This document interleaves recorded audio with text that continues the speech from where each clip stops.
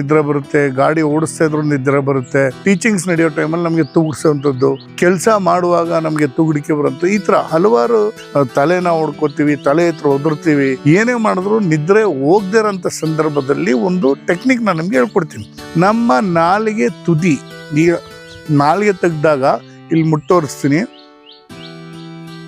ಇಲ್ಲಿ ಕಾರಣಂತ ಈ ತುದಿನ ನಮ್ಮ 2 ಹಲ್ಲುಗಳಿಂದ ಕಚ್ಚಿಡ್ಕೋಬೇಕು. ಕಚ್ಚಿ ಅಂದರೆ ನಿಧಾನವಾಗಿ ಅಮ್ಕಿಡ್ಕೋಬೇಕು.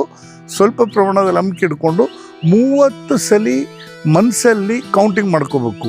ಹಿಡ್ಕೊಂಡು ನಮ್ದು 2 ಕಿವಿ ಸ್ಥಾನಗಳು ಹೀಗೆ ಹಿಡಿಬೇಕು.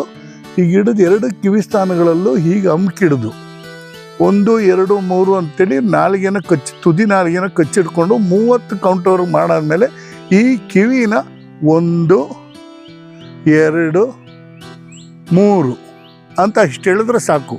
30 ಕೌಂಟರ್ ನಾಲಿಗೆಯಲ್ಲಿ ಮಾಡಾದ್ಮೇಲೆ